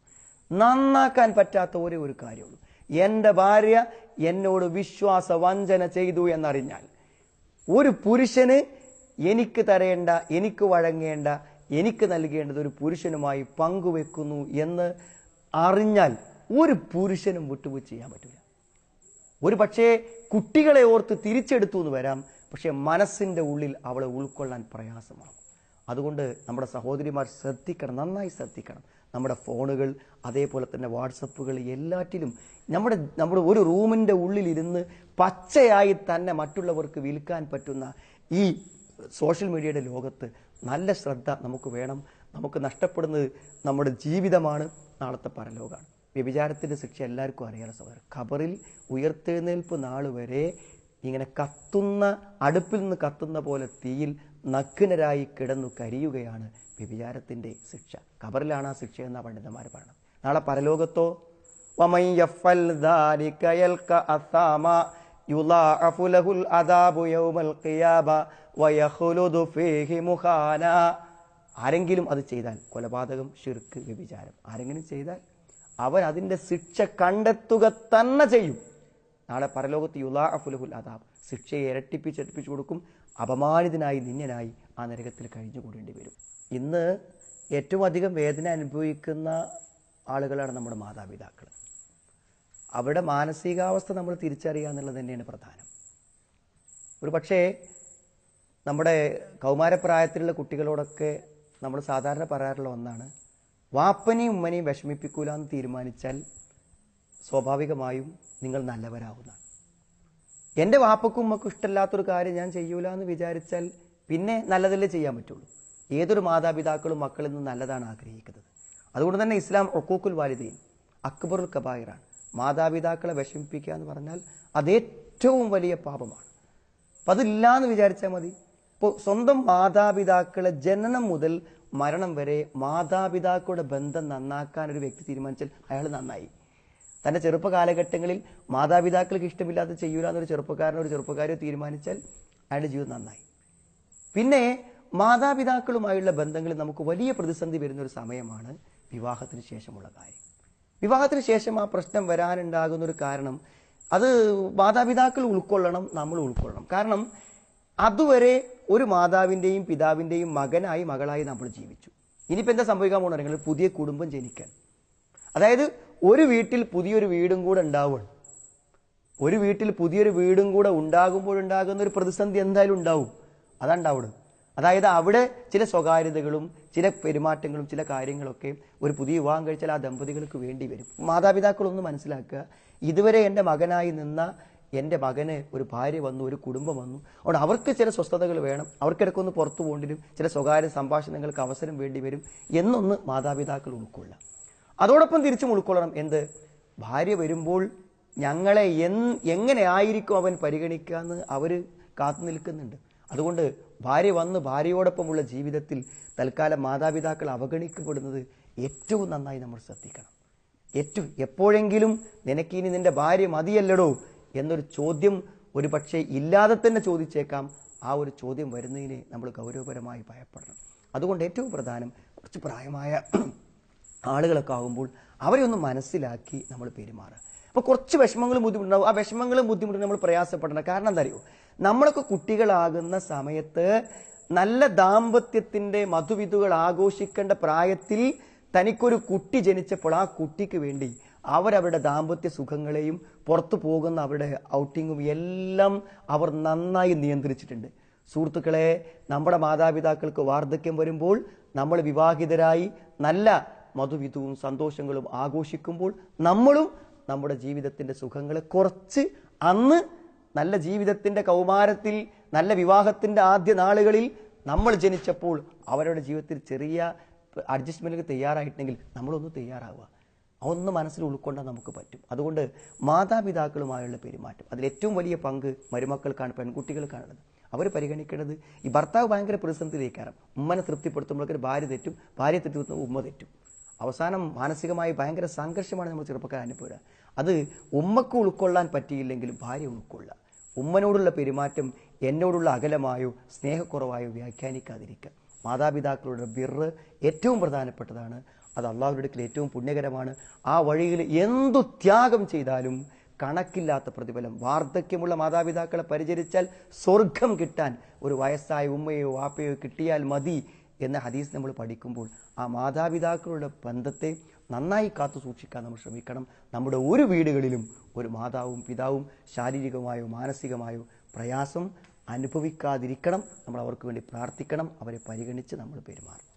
എന്താ പറയുക, മുമ്പ് കാലഘട്ടങ്ങളിലൊക്കെ എങ്ങനെ വെച്ചാൽ ഒരു കുട്ടിയെ കല്യാണം കഴിച്ചു കൊടുക്കാൻ പറ്റുന്ന ഒരു വരനെ കിട്ടുന്നതിനെ കുറിച്ചുള്ള ബേജാറാണ് മാതാപിതാക്കൾക്ക് ഉണ്ടാകുക. അതിനുള്ള ആഭരണം എങ്ങനെ ഉണ്ടാക്കും, പണം എങ്ങനെ ഉണ്ടാക്കും, ഒരു യോജിച്ചൊരു വരനെ എവിടുന്ന് കിട്ടുന്നതാണ്. എന്നാൽ സഹോദരങ്ങളെ, ഇന്ന് കല്യാണങ്ങൾ വളരെ ഈസിയായി നടക്കുന്നുണ്ട്. പെട്ടെന്ന് ആ ബന്ധങ്ങൾ നടക്കുന്നുണ്ട്. എന്തെങ്കിലും ആലോചിക്കുക, നിങ്ങൾ ഈ വിവാഹം കഴിഞ്ഞ് ഒരു പക്ഷേ ആ വിവാഹം കഴിച്ചു കൊടുത്ത മാതാപിതാക്കൾ അവർ മരണം വരെ ആശങ്കപ്പെടുകയാണ്. തരും ഇതെന്നാ തെറ്റുക, ഇതിലെന്തെങ്കിലും പ്രശ്നം ഉണ്ടാവുമോ, എൻ്റെ മകള് വീട്ടിലേക്ക് പോരുമോ, എൻ്റെ പേരക്കുട്ടികൾ അനാഥരാകുമോ, ഈ ഒരു ആശങ്ക ഇന്ന് മുമ്പത്തേതിനേക്കാളും വർദ്ധിച്ചു വന്നിട്ടുണ്ട്. അതിന് പല കാരണങ്ങളും ഉണ്ടാവാം. പക്ഷേ നമ്മൾ ഗുരുതരമായ പ്രത്യാഘാതങ്ങളാണ് നമ്മൾ അഭിമുഖീകരിക്കുന്നത്. ലക്ഷക്കണക്കിന് രൂപ കൊടുത്ത് നാട്ടുകാരെ മുഴുവൻ വിളിച്ച് കല്യാണം നടത്തിയിട്ട് സുഹൃത്തുക്കളെ പിറ്റേന്ന് മുതൽ ആ പെൺകുട്ടി വീട്ടിലാകുന്നു. ആയിരക്കണക്കിന് ആളുകളുടെ ചോദ്യങ്ങൾ എന്തു മറുപടി പറയും? അവൾ വിധവയായി വീട്ടിലിരിക്കുന്നു. വളരെ എണ്ണം വർദ്ധിച്ചു വന്നുകൊണ്ടിരിക്കുകയാണ്.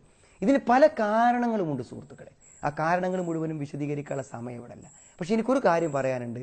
എന്തായാലും വിവാഹം എന്നത് ജീവിതത്തിലെ നിർണായകമായൊരു തീരുമാനമാകുന്നത് കൊണ്ട് അതിൻ്റെ മുമ്പ് ഒരു ആലോചന വേണം. കാരണം അതിൽ ഏറ്റവും പ്രധാനം അത് നിതാന്തമായും നിത്യമായും മരണം വരെയും മരണത്തിനപ്പുറത്തും തുടരേണ്ട ഒന്നാണ്. അതുകൊണ്ട് നബി സല്ലല്ലാഹു അലൈഹി വസല്ലം പറഞ്ഞത് ഒരു സ്ത്രീയെ വിവാഹം കഴിക്കാൻ ആഗ്രഹിച്ച ആൾ പറഞ്ഞത് നീ അവളെ പോയി കാണുന്ന. എന്തിനാ നബി സല്ലല്ലാഹു അലൈഹി വസല്ലം അവിടെ വിശദീകരിച്ചത്? നീ അങ്ങനെ കാണുന്നത് നിങ്ങളുടെ ബന്ധം എന്നും നിത്യമായി തുടരാൻ നന്നായിരിക്കുന്നതാണ്. ഒന്ന് അവളെ പോയി കണ്ട് ആ മുഖമൊക്കെ ഒന്ന് എനിക്ക് ഇഷ്ടപ്പെട്ട് സംതൃപ്തിയോടെ സ്വീകരിച്ചാൽ കാലാകാലം അങ്ങനെ ജീവിച്ചു പോകാൻ പറ്റും. എന്നുവെച്ചാൽ ഒരു നോട്ടക്കുറവ് കൊണ്ട് വരുമ്പോൾ തനിക്കത് പറ്റിയില്ല, മനസ്സിൽ യോജിക്കുന്നില്ല എന്ന് കണ്ടാൽ ഒരു പക്ഷേ നമുക്ക് പ്രതിസന്ധി ഉണ്ടാവും. അതുകൊണ്ട് ഏറ്റവും പ്രധാനം വിവാഹം അന്വേഷിക്കുന്നിടത്ത് വളരെ ശ്രദ്ധ മാതാപിതാക്കൾ പാലിക്കേണ്ടതുണ്ട്. അതിലൊന്ന് ഞാൻ പറയാം, ഇന്ന് വിവാഹങ്ങളിൽ ചെറിയൊരു ശതമാനം വിവാഹം നടക്കുന്നത് എങ്ങനെയാ വെച്ചാൽ ആ പെൺകുട്ടിയോ ആൺകുട്ടിയോ മുൻകൂട്ടി ഒരു അവിഹിത ബന്ധമുണ്ടായി അത് വിവാഹമായി പരിണമിക്കാൻ. ഞാൻ മനസ്സിലാക്കിയോടത്തോളം ഞാൻ പറയുന്നു, നിങ്ങളുടെ മകളുമായി അവിഹിതമായൊരു ബന്ധം സ്ഥാപിച്ച ഒരു പുരുഷൻ, അവൻ അവളെക്കാളും ഏജുള്ള ആളാണ്, അവളെക്കാളും ഭംഗിയുള്ള ആളാണ്, അവളെക്കാളും ക്വാളിഫൈഡ് ആണ്, അവളെക്കാളും ഉന്നതമായ കുടുംബത്തിൽപ്പെട്ട ആളാണ്. അങ്ങനെ നിങ്ങൾ നിങ്ങളുടെ മകൾക്ക് സ്വപ്നം കണ്ട എല്ലാ യോഗ്യതകളും അയാൾക്കുണ്ടെങ്കിലും അയാൾക്ക് നിങ്ങൾ കല്യാണം കഴിച്ചു കൊടുക്കാൻ പാടില്ല. എന്താ പാടില്ല? അത് അവിഹിത ബന്ധമാണ്. അവിഹിത ബന്ധമാണ്. ഒരു അന്യ സ്ത്രീയും അന്യ പുരുഷനും തമ്മിൽ അവിഹിത ബന്ധം. അവിഹിത ബന്ധം വിവാഹമായി പരിണമിക്കുമ്പോൾ പരമകാരുണികനായ അള്ളാഹു ഒരു തെറ്റിലൂടെ, ഒരു മഅസിയത്തിലൂടെ ഒരിക്കലും ഒരു കാരുണ്യത്തെ, അനുഗ്രഹത്തെ തരൂല. അതിന് കുറെ തടസ്സങ്ങളുണ്ട്. പിന്നെ മാത്രമല്ല സഹോദരങ്ങളെ, ആ അവിഹിത ബന്ധത്തിന്റെ ഭാവി നിങ്ങൾ ആലോചിക്കും. നിങ്ങൾ ഇവർക്കുണ്ടാകുന്ന കുട്ടികൾ ഭാവിയിൽ ചോദിക്കൂലേ നിങ്ങളുടെ വിവാഹം എങ്ങനെയായിരുന്നു എന്ന്? എന്തെങ്കിലും ഒരു സദാചാരം ഉപദേശിക്കാനുള്ള അർഹത അവർക്കുണ്ടാവും. ഞാൻ പറഞ്ഞു, ഇന്ന് രക്ഷിതാക്കന്മാർ വേട്ടെന്ന് ഒരു അവിഹിത ബന്ധമുണ്ട് എന്ന് കേൾക്കുമ്പോഴൊക്കെ എന്താ അറിയോ, ഉടനെ ആ ചെറുക്കനെ പറ്റി അന്വേഷിക്കുക, ആ പെണ്ണിനെ പറ്റി അന്വേഷിക്കുക. എന്നിട്ട് അവർക്ക് എന്തുള്ളൂ, അവൻ്റെ യോഗ്യതയുള്ള ഒരാളോ ഒരു ജോലിയുള്ള ആളോ ഒക്കെ ആണെങ്കിൽ കേട്ട് ഒരിക്കലും ചെയ്യാൻ പാടില്ല. അവിഹിത ബന്ധങ്ങളാണോ നമ്മൾ വളരെ ശക്തമായി പറയണം. അവിഹിതമായൊരു ബന്ധം നമ്മുടെ ദീനിനും നമ്മുടെ കുടുംബത്തിനും അപമാനകരം.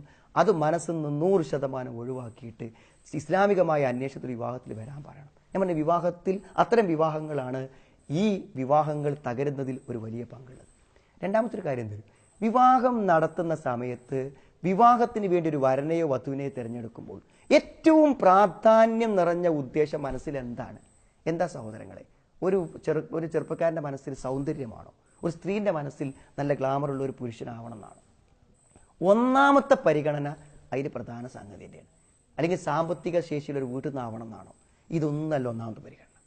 ഞാൻ പറഞ്ഞ ജീവിതത്തിൽ ഇതൊന്നുമില്ലെങ്കിൽ ഏറ്റവും പ്രധാനം തറലവന് ദീനഹു ഖുൽഖുഹു, നല്ലൊരു ദീൻ, നല്ലൊരു സ്വഭാവം, അതാണ് ഏറ്റവും പ്രധാനം. ഞാൻ പറഞ്ഞ അള്ളാഹുവിനെ ഭയപ്പെടുന്ന, ജീവിതത്തിൻ്റെ ഏതു സാഹചര്യങ്ങളിലും അള്ളാഹുവിനെ ഭയപ്പെടുന്ന, രഹസ്യങ്ങളെയും പരസ്യങ്ങളെയും സൂക്ഷിക്കാൻ പറ്റുന്ന, തൻ്റെ ഉത്തരവാദിത്തങ്ങളെ പാലിക്കാൻ പറ്റുന്ന, അമാനത്തുകളെ നിർവഹിക്കാൻ പറ്റുന്ന ഒരു നല്ല ബോധമുണ്ടോ സഹോദരങ്ങളെ, ആ കുടുംബിനി, ആ ഭാര്യ ജീവിതത്തിൽ എന്നും സൗഭാഗ്യവും സന്തോഷവും തരും. മറ്റുള്ളതൊക്കെ എന്താ അറിയൂ, ഓരോ സന്ദർഭവും സമയം വരുമ്പോൾ നമുക്ക് നഷ്ടപ്പെട്ടു പോകും. അതുകൊണ്ട് ഏറ്റവും വലിയ പ്രധാനം ദീനിന് കൊടുക്കുക, മതപരമായ ചിട്ടകൾ കൊടുക്കുക, സൽ സ്വഭാവത്തിന് കൊടുക്കുക. ആഭരണങ്ങൾ നിറം മങ്ങും, സൗന്ദര്യം ഒരു പ്രസവത്തോടെ കുറഞ്ഞു വരും, ജീവിതത്തിൽ അപകടങ്ങൾ, വൈകല്യങ്ങളെ സൃഷ്ടിക്കും. പക്ഷേ മനസ്സ് ജീവിതത്തിൻ്റെ ഏതു സന്ദർഭങ്ങളിലും മനസ്സിൻ്റെ സൗന്ദര്യമോ മനസ്സിൻ്റെ അവസ്ഥകളോ മാറ്റപ്പെടുന്നില്ല. അതിന് ഏതു കാലത്തും നന്മയുടെ കാത്തു സൂക്ഷിക്കപ്പെടാൻ പറ്റും. അതുകൊണ്ട് വിവാഹത്തിന് ശേഷം ദുഃഖിക്കാതിരിക്കാൻ, വിവാഹം നടത്തുന്ന സമയത്ത് ഈ സമയത്ത് ഒന്നുകൂടി കാര്യം പറയാം, ഈ വിവാഹിതരാകുന്ന ചെറുപ്പക്കാരികൾക്കും നല്ല ഉപദേശം കൊടുക്കണം. അൽഹംദുലില്ലാഹ് ഇപ്പോൾ പ്രീ മെരിറ്റൽ കൗൺസിലിംഗ് ആയിട്ട് നല്ല ക്ലാസ്സുകളും കാര്യങ്ങളും നമ്മുടെ നാട്ടിൽ നടക്കുന്നുണ്ട്. നമ്മുടെ പെൺകുട്ടികൾ വിവാഹം കഴിക്കുന്നതിന് മുമ്പ് അത്തരം ഒരു ബോധവൽക്കരണത്തിന് വിധേയമായിട്ടുണ്ട് എന്ന് നമ്മുടെ മക്കളെക്കുറിച്ച് നമ്മൾ ഉറപ്പുവരുത്താൻ നമ്മൾ ശ്രമിക്കണം. നമുക്ക് വിശ്വസിക്കാൻ പ്രയാസമുള്ളൊരു കാര്യമാണ്, ഒരാൾ മതപരമായ കാര്യങ്ങളിൽ താല്പര്യം കാണിക്കുന്നതും പ്രശ്നമാണ്, മതപരമായ കാര്യങ്ങളെ പാടെ അവഗണിക്കുന്നതും പ്രശ്നമാണ്. ഇത് രണ്ടും എങ്ങനെയാണ് സഹോദരങ്ങളെ പ്രശ്നമായി മാറുന്നത്? ഞാൻ ഇന്ന് ആളുകളുടെ സമീപനത്തെക്കുറിച്ച് പറയാണ്. ഇപ്പോൾ ഭർത്താവ് കുറച്ച് മതപരമായ കാര്യങ്ങൾ നിഷ്ഠ പുലർത്തുമ്പോൾ ഭാര്യയ്ക്ക് പരാതി. എന്നാൽ അതേപോലെ തന്നെ സ്ത്രീകൾ പരാതിപ്പെടുന്നത് അയാൾ കള്ളുകുടിക്കുകയാണ്, അയാൾ വേണ്ടാത്തരങ്ങൾ ചെയ്യുകയാണ്, അയാൾ രാത്രി വൈകി വരികയാണ്, അയാൾക്ക് എല്ലാ അവിഹിത ബന്ധങ്ങളുണ്ട്. മതപരമായ ജീവിതം ഇല്ലാത്തതിലും പരാതി. മക്കൾ മതപരമായ കാര്യങ്ങൾ ശ്രദ്ധിക്കുമ്പോൾ പരാതി. എന്താണ് ഇപ്പോൾ അവൻ്റെ കോലം, എന്താണ് അവൻ്റെ രൂപം, എന്താണ് ഇവരിങ്ങനെ എന്ന് ചോദിക്കും. മതപരമായ കാര്യങ്ങൾ ശ്രദ്ധിക്കാതെ രാത്രിയും പകലും ഒന്നുമില്ലാതെ സിനിമയും വേണ്ടാവൃത്തികളും ലഹരിയുമായിട്ട് പോകുമ്പോൾ ഞാൻ എൻ്റെ മോൻ എന്താ ചെയ്യുക, അവനെങ്ങനെ നേരായി കിട്ടുക? സഹോദരങ്ങളെ, ഇതിലൊരു വലിയ വ്യത്യാസം വരേണ്ടതുണ്ട് നമുക്ക്. ഞാൻ പറഞ്ഞത്, മതപരമായ കാര്യങ്ങളെക്കുറിച്ച് നമുക്ക് ഒരറിവും ബോധവും കിട്ടുമ്പോൾ നമ്മുടെ കൂടെയുള്ളവരാരാണോ അവരെ നമ്മൾ അതേ ബോധത്തിലേക്ക് കൊണ്ടുവരാൻ ബോധപൂർവം ശ്രമിക്കണം. എനിക്കൊരു ദീനീ ബോധമുണ്ടെങ്കിൽ അതെൻ്റെ ഭാര്യയ്ക്കുണ്ടാവണം, എനിക്കൊരു ബോധമുണ്ടെങ്കിൽ അതെൻ്റെ മക്കൾക്കുണ്ടാവണം. അത് ഉണ്ടായില്ലെങ്കിൽ വലിയ പ്രതിസന്ധിയാണ്. നോക്കൂ, നിങ്ങൾ ജീവിതത്തിൽ എന്തു കാര്യമുണ്ടെങ്കിലും അത് ഭാര്യ ഭർത്താക്കന്മാർ എന്ത് ചെയ്യണം, പരസ്പരം ചർച്ച ചെയ്താണ് തീരുമാനിക്കേണ്ടത്. എന്നാൽ ദീനിയായ നിലക്ക് ഒരേ കാഴ്ചപ്പാടല്ല രണ്ടുപേർക്കും ഉള്ളതെന്നുണ്ടെങ്കിൽ അവരെങ്ങനെ ഒരു യോജിപ്പിലെത്തുക? എങ്ങനെ അവർക്ക് യോജിക്കാൻ പറ്റും? ഒരു കുട്ടിയെ ഒരു സ്കൂൾ തിരഞ്ഞെടുക്കുമ്പോൾ ഏറ്റവും ഭൗതിക പ്രാധാന്യമുള്ള ഒരു സ്കൂളാണെന്ന് ഭാര്യ പറയുമ്പോൾ ഭർത്താവ് പറയുന്നു കുറച്ചൊരു ഖുർആൻ പഠിക്കാനും ദീന് പഠിക്കാനും പറ്റുന്നൊരു സ്കൂൾ ആയിക്കോട്ടെ. അവർക്ക് രണ്ടാൾക്കും കൂടി യോജിച്ചൊരു സ്കൂളിൽ ആ കുട്ടീനെ ചേർക്കാൻ പറ്റൂ? ഒരു ഡ്രസ്സ് എടുക്കാൻ ടെക്സ്റ്റൈൽസിൽ കയറിയാൽ പ്രായത്തിനനുസരിച്ച് മറയുന്നൊരു വസ്ത്രമാകട്ടെ എന്ന് ദീനുള്ള ഭർത്താവ് പറയുമ്പോൾ ഭാര്യ പറയുന്നു കുട്ടികളെ വെറുതെ ബുദ്ധിമുട്ടാക്കരുത്, അവിടെ കൂടുതലുള്ള കുട്ടികളൊക്കെ ധരിക്കുന്ന അതേ ഡ്രസ്സ് ധരിച്ചു കൊള്ളട്ടെ എന്നാണ്. സഹോദരങ്ങളെ, യോജിച്ചു പോകാൻ നല്ല പ്രയാസമാണ്. അതുകൊണ്ടെന്തറിയോ, എല്ലാ കാര്യത്തിനും കൂടെ നടന്നിട്ട് ദീനുള്ള ഭർത്താവ് ദീനില്ലാത്ത ഭാര്യ ഇങ്ങനെ എന്താ എൻ്റെ ചെയ്യൽ, എന്താ എൻ്റെ രൂപം, എന്താ നിന്റെ അവസ്ഥ എന്നിങ്ങനെ കുറ്റപ്പെടുത്തിയതുകൊണ്ട് ഒരു സ്ത്രീ മാറൂല. അവൾ ഇവൻ്റെ ആദർശങ്ങളോടും ആശയങ്ങളുടെയും ഒരു കാലാകാലത്തെ ശത്രുവായി തീരെ മാത്രം ചെയ്യും. എന്താ വേണ്ടത്? നമ്മൾ ഉൾക്കൊണ്ട കാര്യം അവരെ ബോധ്യപ്പെടുത്താം. നമുക്ക് ബോധ്യപ്പെട്ട സ്വർഗം, നമുക്ക് ബോധ്യപ്പെട്ട നരകം, നമുക്ക് ബോധ്യപ്പെട്ട സുന്നത്തിൻ്റെ കണിശത, നമുക്ക് ബോധ്യപ്പെട്ട വിശുദ്ധ ഖുർആനിൻ്റെ മഹത്വം, ആ കാഴ്ചപ്പാടുകളെ മറ്റുള്ളവർക്ക് അതുപോലെ പകർന്നു നൽകാൻ നമുക്ക് പറ്റണം. ഒരു കാര്യം പ്രത്യേകം ശ്രദ്ധിക്കണം സഹോദരങ്ങളെ, നല്ല സത്യസന്ധതയോടെ ആത്മാർത്ഥതയോടുകൂടെ ദീനീ രംഗത്ത് നല്ല പ്രവർത്തനം ഇറങ്ങിപ്പോകുന്ന ഒരു കുട്ടിയെ തടയുന്ന മാതാപിതാക്കൾ നല്ലോണം ആലോചിക്കണം. നിങ്ങൾക്കും കൂടെ പ്രതിഫലം കിട്ടുന്ന ആ നന്മകളെ തടയുന്നതിലൂടെ നിങ്ങൾ ചെയ്യുന്നത് ഒരു നന്മയ്ക്ക് നേരെയുള്ള ഏറ്റവും വലിയ ക്രൂരമായ കയ്യേറ്റമാണെന്ന് മനസ്സിലാക്കുക. സമൂഹത്തിന് വേണ്ടി, ദീനിനു വേണ്ടി, പ്രബോധനത്തിന് വേണ്ടി അർപ്പിക്കുന്ന ഒരു ഭർത്താവിനെ തൻ്റെ കൂടെ ഒന്നുണ്ടാവണം, അല്ലെങ്കിൽ തൻ്റെ ചെറിയ ചെറിയ വീട്ടുപ്രശ്നങ്ങൾക്ക് വേണ്ടി തടഞ്ഞു നിർത്തുന്ന ഒരു ഭാര്യ തനിക്കും കൂടെ തുല്യ പ്രതിഫലം കിട്ടുന്ന ഒരു നന്മയിൽ നിന്നാണ് ഒരു ഭർത്താവിനെ നിഷ്ക്രിയനാക്കുന്നത് എന്ന് മനസ്സിലാക്കണം. അപ്പോൾ നോക്കൂ, നിങ്ങൾ മതപരമായ കാര്യങ്ങളെക്കുറിച്ച് നല്ല അറിവും ബോധവുമുള്ളൊരു പണ്ഡിതൻ, അയാൾ ഏത് സദസ്സിലെത്തിയാലും അവിടുത്തെ ആളുകൾക്ക് നന്മ പകരാൻ പറ്റും. എന്നാൽ ഭാര്യയുടെ ചെറിയൊരു വാശിക്കോ ഒരു ചെറിയ താല്പര്യത്തിനോ അയാൾ വീട് വിട്ട് പോകേണ്ടെന്ന് തീരുമാനിച്ചാൽ എത്ര ആളുകൾക്കുള്ള പ്രയോജനങ്ങളാണ് തടയപ്പെടുന്നത്.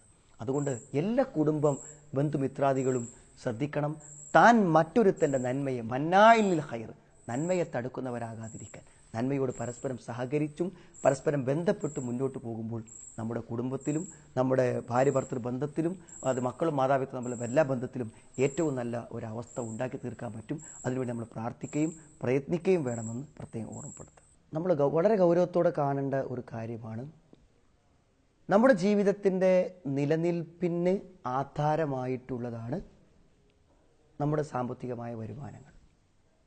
ആ സാമ്പത്തികമായ വരുമാനങ്ങൾ ജീവിതാവസാനം വരെ നിലനിർത്തുവാൻ നമ്മൾ പരിശ്രമിക്കുന്നുണ്ട്. അതേപോലെ തന്നെ നമ്മുടെ പരസ്പരമുള്ള ബന്ധങ്ങൾ, ഇതുപോലെ തന്നെ നമ്മുടെ ജീവിതത്തിൽ എന്നും നമ്മൾ കാത്തു സൂക്ഷിച്ചു കൊണ്ടുവരേണ്ട ഒരു കാര്യമാണ് നമ്മുടെ ദീനുമായുള്ള, വിശുദ്ധ ഖുർആനുമായുള്ള ഉത്ബോധനങ്ങളുമായിട്ടുള്ള ബന്ധം. അതായത് അറിവ് നേടുന്നില്ല, മതപരമായ അറിവ് നേടുന്നില്ല. അതിന് സ്ഥിരമായ സംവിധാനങ്ങളും സാഹചര്യങ്ങളും നമ്മൾ ഓരോരുത്തരും നമ്മുടെ കുടുംബങ്ങൾക്കും നമ്മുടെ കുട്ടികൾക്കും വേണ്ടി കണ്ടെത്തിയിരിക്കണം. കാരണം ഇനിയുള്ള ഒരു ഭാവി ജീവിതത്തിൽ അത് നമ്മുടെ മാനസിക സ്വസ്ഥതക്കും നമ്മുടെ കുടുംബത്തിൻ്റെ ഭദ്രതക്കും നമ്മുടെ സമൂഹത്തിൻ്റെ ഭാവിക്കും അനിവാര്യമായ സംഗതിയാണ്. അപ്പോൾ നിങ്ങൾക്ക് എല്ലാവർക്കും അറിയാൻ പറ്റും, ജുമാ എന്തെല്ലാം ജീവിത തിരക്കുള്ള ആളുകളുണ്ട് സഹോദരങ്ങളെ.